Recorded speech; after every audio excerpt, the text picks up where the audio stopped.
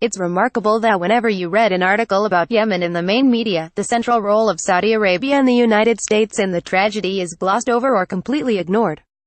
A recent Washington Post article purporting to tell us how things got so bad explains to us that it's a complicated story involving warring regional superpowers, terrorism, oil, and an impending climate catastrophe. No, Washington Post, it's simpler than that. The tragedy in Yemen is the result of foreign military intervention in the internal affairs of that country. It started with the Arab Spring, which had all the fingerprints of State Department meddling, and it escalated with 2015's unprovoked Saudi attack on the country to reinstall Riyadh's preferred leader.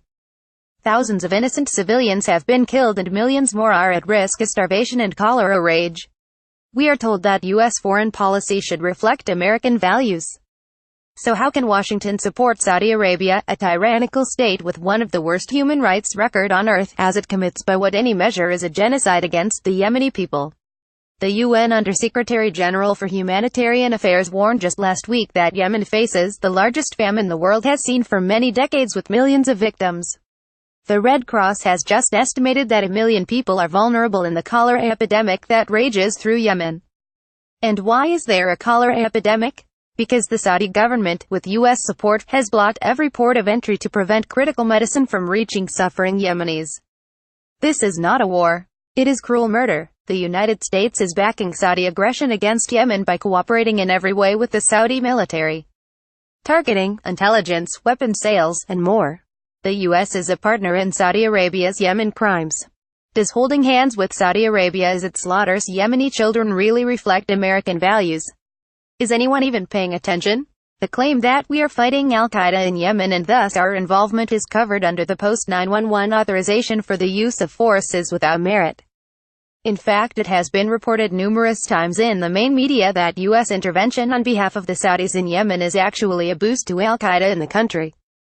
Al-Qaeda is at war with the Houthis, who had taken control of much of the country because the Houthis practice a form of Shia Islam they claim is tied to Iran. We are fighting on the same side as Al-Qaeda in Yemen. Adding insult to injury, the U.S. Congress can't be bothered to even question how we got so involved in a war that has nothing to do with us. A few conscientious members of Congress got together recently to introduce a special motion under the 1973 War Powers Act that would have required a vote on our continued military involvement in the Yemen genocide.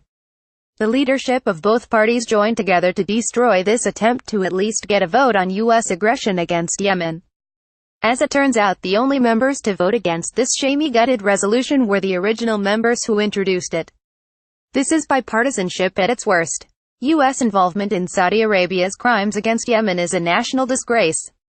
That the main media fails to accurately cover this genocide is shameful. Let us join our voices now to demand that our U.S. representatives end U.S. involvement in Yemen immediately. This article was published by Ron Paul Institute. Did you find this article informative? Please consider contributing to Eurasia Review, as we are truly independent and do not receive financial support from any institution, corporation or organization.